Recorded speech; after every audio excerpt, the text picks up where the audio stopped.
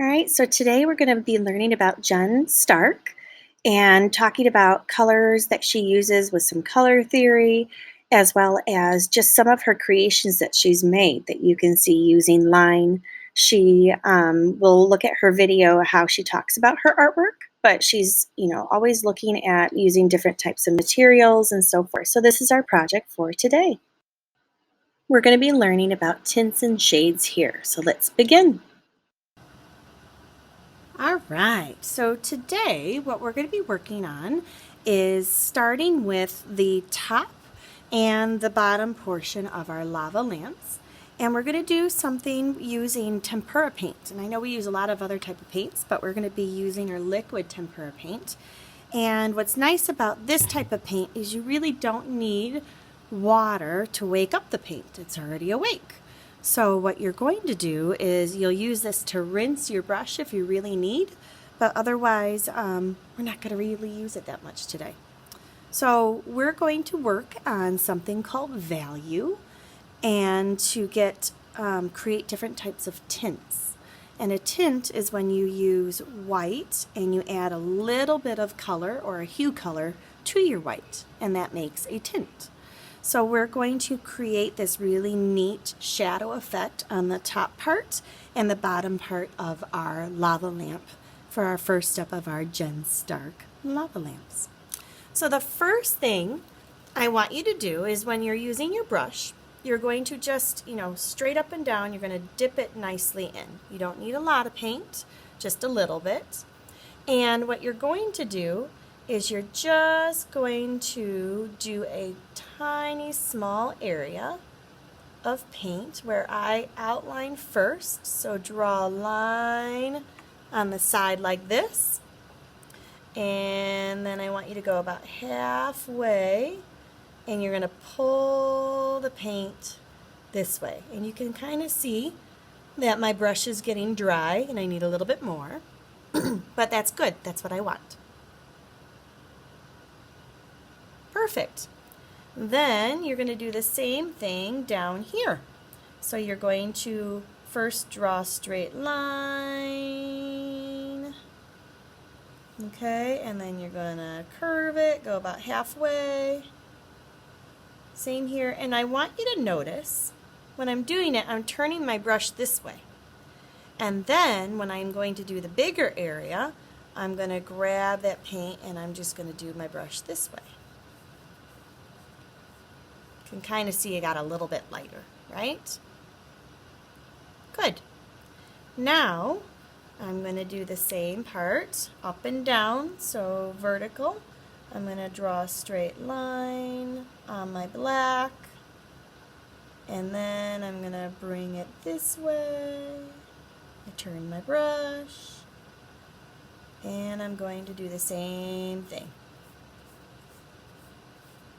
Perfect. All right, so the next part, as you can see, I did the same thing here. The next part, what's easier, or it might be easier for you, is you can turn your paper. So I might turn my paper this way to help me, but be careful you don't put your hand in the paint. So you could also, if it's easier, turn your paper this way so you can see it. And I might just try it this way. So I'm going to grab my paint. I'm going to do the same thing. I'm going to draw the line.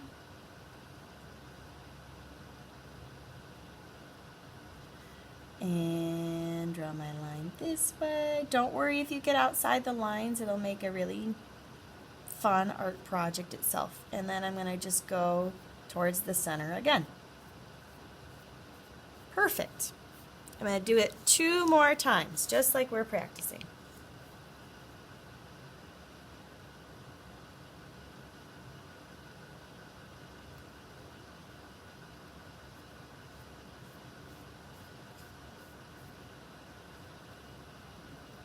So what we're practicing right now is called a dry brush technique.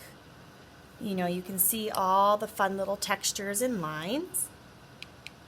You're not using a lot of paint. You're just using a little bit. But a little goes a long way, as you can see. And it gives it some neat looking effects. All right. So once you've done this part, keep your paper in front of you. I'm just going to show you what I'm going to do next. So here is the tray, and you're going to be sharing this with your other friends at the table. And what I want you to do is whenever you don't want to mix all in this one white area here because we're really not using that much. I'm just going to take a scoop of my paint and I'm going to place it on the side.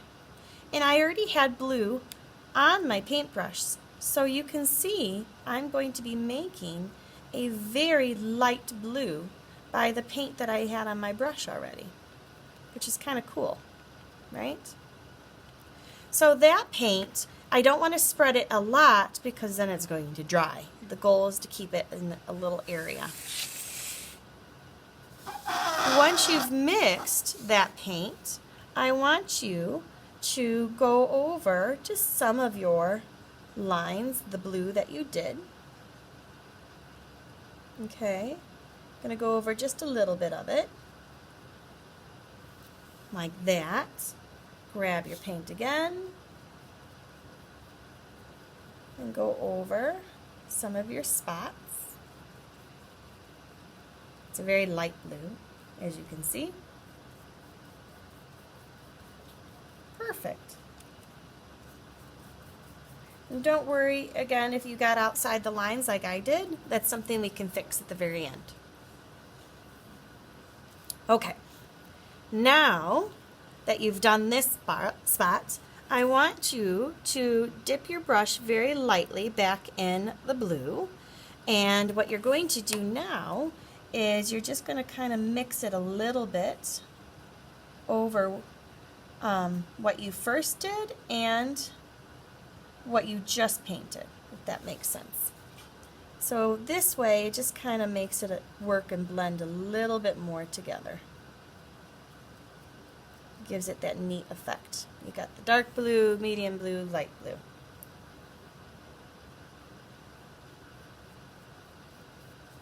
And that way you're covering up any of those areas that we had some of that paint that didn't cover it. So I'm not going over all of what I just made, I'm just going over a little bit of it. We're blending it.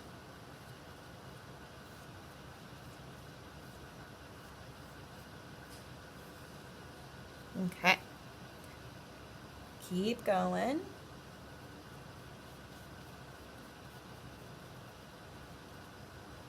Sometimes I find it helpful to flip my brush over because I've got paint on both sides of my brush. I'm just lightly dipping like I did before. Always following the same direction. Flip my brush over, got a little bit more paint, and there's my fun texture. Okay? All right, last but not least, we need to do some white in the center here. So I'm going to dip my brush in the white, and without cleaning my brush, I'm just going to go in that center and do my white. Do it again, dip in your brush in the white, not a lot, just a little bit. And I'm just going to mix it just a tiny, tiny bit on here to get that nice, pretty white reflection. And I do it again.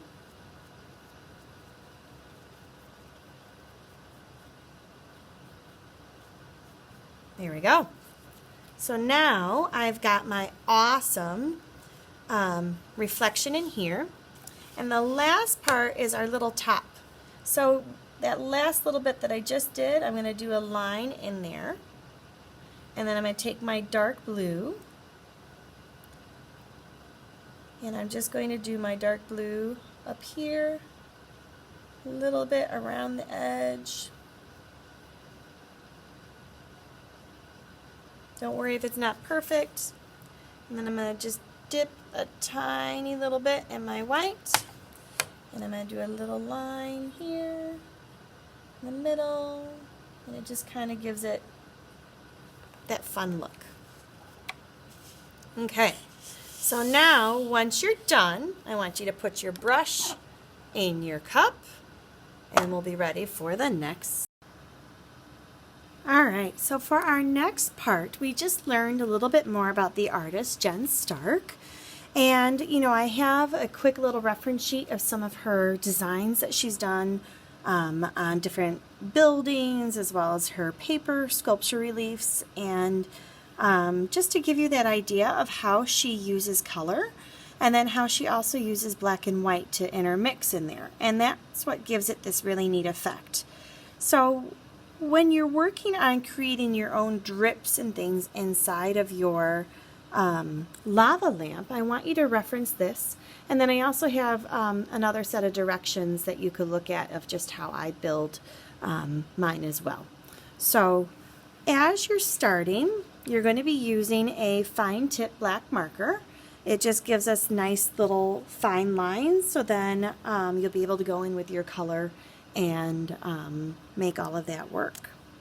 So the first thing you're going to do is, starting up at the top, I would, and obviously mine's dry for me, but if yours is still a little bit wet, I just recommend having your arm on the side a little bit. So you would just kind of start off, and with these you don't need to push hard because they're very fine. I would create these really cool drips. You can have it go all the way across or not. So there's my first. And I will do another one inside of it, just kind of copying the same thing that I did.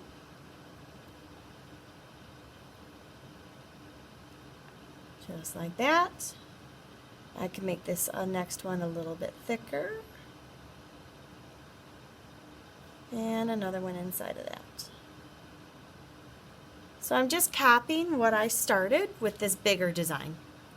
Now, as you'll notice, she doesn't always do the same exact thing. So I'm going to have another one come off of that one.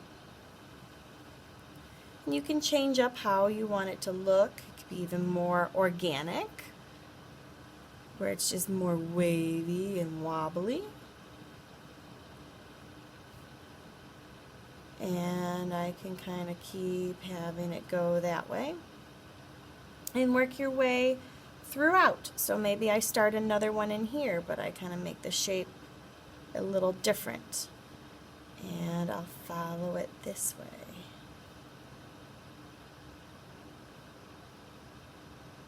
Like that.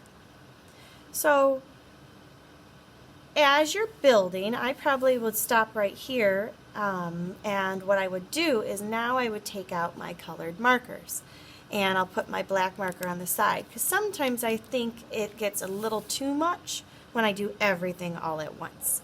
And you'll notice she does, in some of her areas, leave white at the bottom. So I'm going to see how my colors go, and then I can keep adding lines as I go. So we're going to be using our smelly markers in our nice packs that we have. And the first thing that I usually do or look for is I'm going to go, where do I want to put or pop my black and white? So I think I'm going to start my black and white right here. And I realize this black is a dried out black. So I need to get some of these things filled up again, huh? All right. So just doing your best that you can. You're going to try to stay in. I tend to make it easy on myself, I love the trick of outlining first, and then I get to fill in. So I outline, and then I can go quick by filling in the areas that I need to, and then I don't have to worry about going outside the lines. So there's my first part of the black and white. And then my next line, I think this one would be white, and then this one is going to be the black here. So I'm going to outline myself here.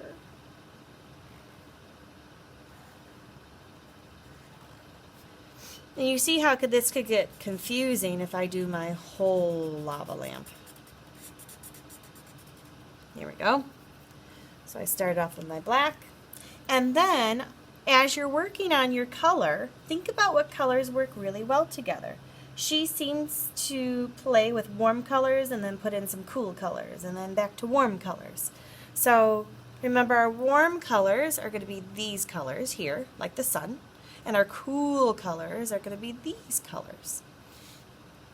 So I might start off with a couple warm colors,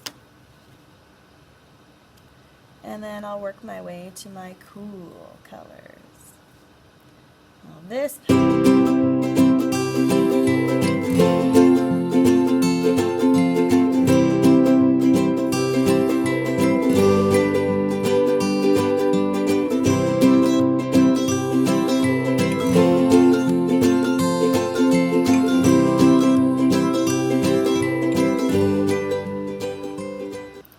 as you can see, now I've got the warm colors, I've got my cool colors, and my black.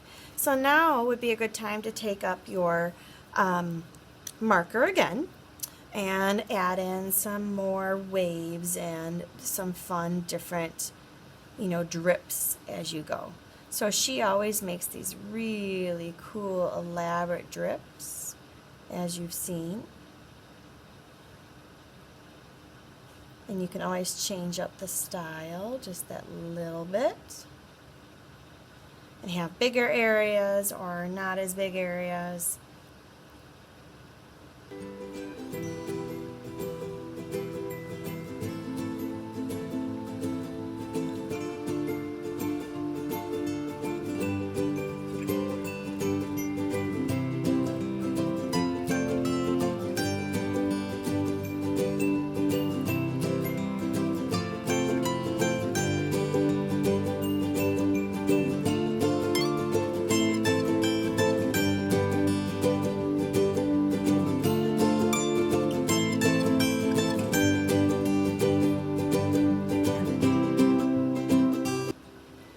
So you can see it's not as drippy here, but maybe I would do my next set as my long drips again.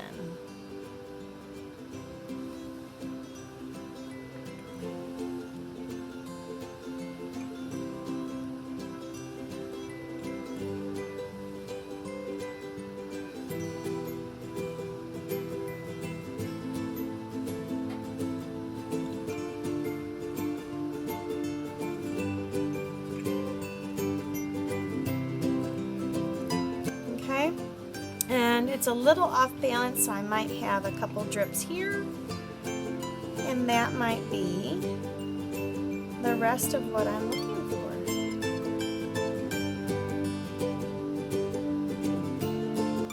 Like that.